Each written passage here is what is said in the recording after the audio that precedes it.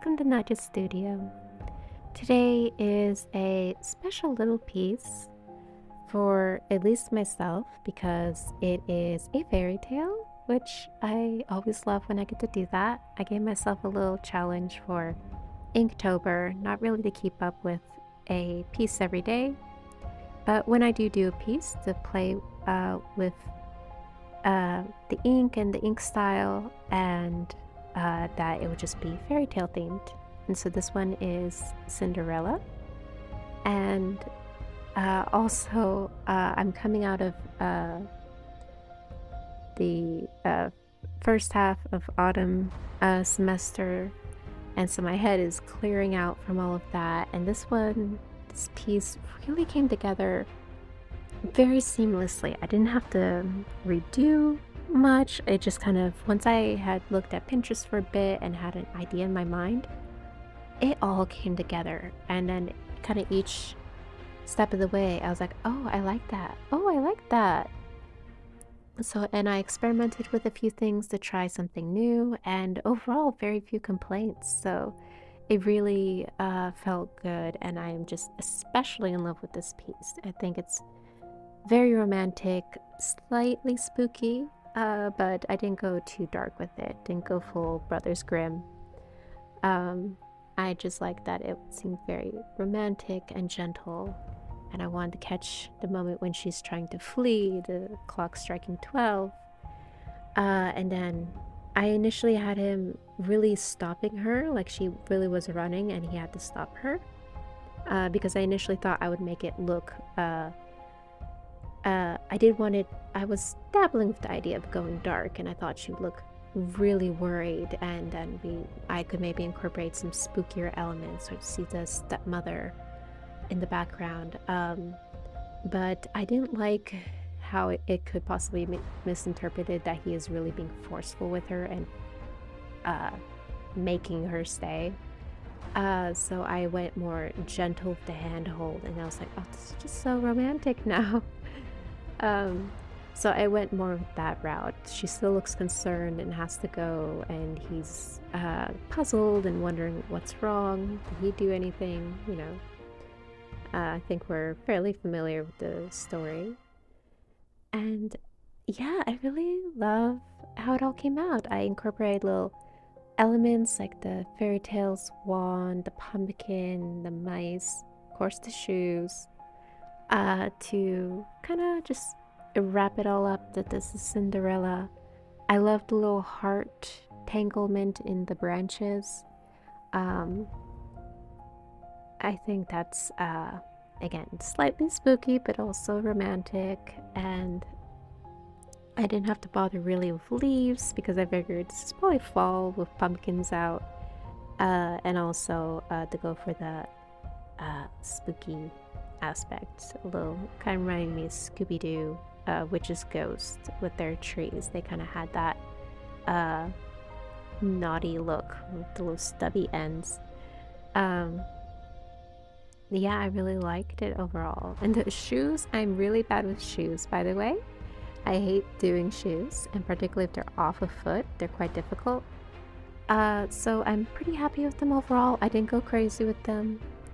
I gave them little like jeweled bits toward the toes to go with her earrings and her little beaded bodice, and then just gave it little bows to make it a little more interesting so they weren't too bland. But I also didn't want to make them like, I think the Disney version had little hearts on them. I didn't want to completely steal from that. They kind of remind me of the ones from, oh, don't fail me now. What's the Cinderella with Drew Barrymore? It's not Enchanted. I'm pulling a blank. I love that one, by the way. They kind of remind me of that. That was a very pretty beaded slipper of hers. But mine are much simpler, of course. I didn't go crazy with the princess outfit.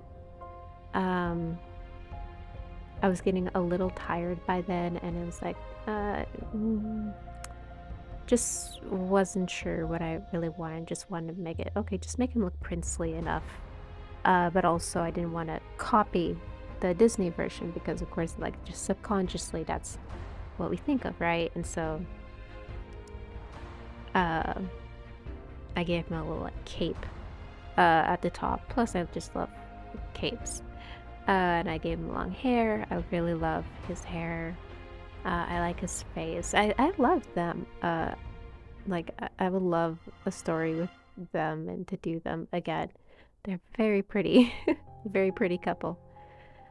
Uh, yeah, I'm doing my little hatching. I don't do it much, so it's just kind of whatever feels right or experiment with, but I didn't want to overdo it.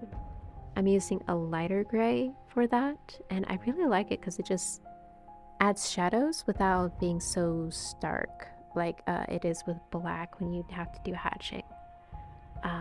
Then I'm going with painting. Sorry, it's a little blurry right now. It'll crisp up here in a sec. Just going over the wreath, and I wanted them gray. I really wanted cool tones. This is a very evening setting. I wish I had kept them even lighter. As I go in with shadows later, they darken up. So I wish I had preserved a little more of that light gray. But overall, I really like how this piece came out. It's very, very romantic. Reminds me, again, a bit of Labyrinth. I actually haven't seen Labyrinth, but I've seen plenty images and clips of it, and it gives me a bit of that kind of spooky, romantic vibe of it all, and a little kind of fantastical. But yeah, I love wanted to do a little bit of a rant on Cinderella in particular, since I am working on it. At least as far as the Disney depiction goes, because that was my first exposure, and then I also have a exposure to the Czech film Papelka, also very good.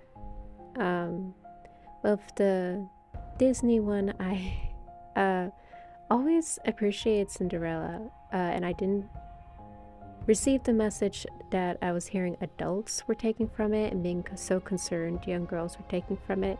I'm sure some of us in our light airheaded ways did romanticize about our prince and all that, but the story really isn't it. The prince is used as a means to deliver the just desserts to Cinderella, and it is about Cinderella herself. She the opening says, and through it all Cinderella remained ever gentle and kind. And you see also through gentle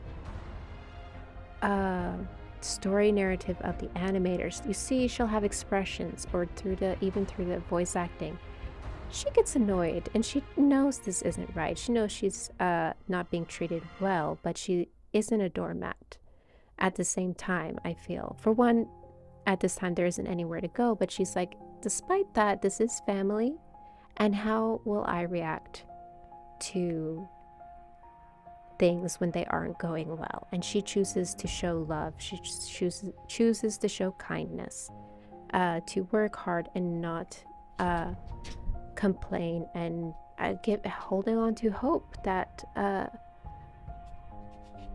things will become better. But it really is very tragic if you think about it, that basically kind of her inheritance that her father, this place was her father's. She should have been owed it just as much as her sisters, to fine education, to dancing, to the gowns, and it's all stripped from her, and she still isn't bitter. She still chooses, I think, to hold on to that. Treating people this way is the best way to handle things. And by the end, she gets a full castle. She gets a prince. She gets, she is the one who is, heart-wise best suited to take care of the people of the kingdom. So it is a story to just deliver what she has earned through her decisions. And I really always appreciate that like she is taking control. Not in the way maybe some people would want her, or some people would like to see her handle it in a more badass way. And there's certainly places and times for that.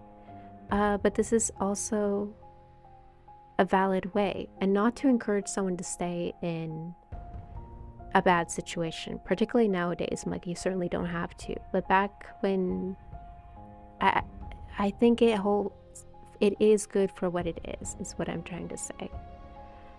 And I would like to see more people acknowledge it for that. But here we are at the end, and I've had my rant, and I hope you enjoyed my Cinderella piece. Thank you.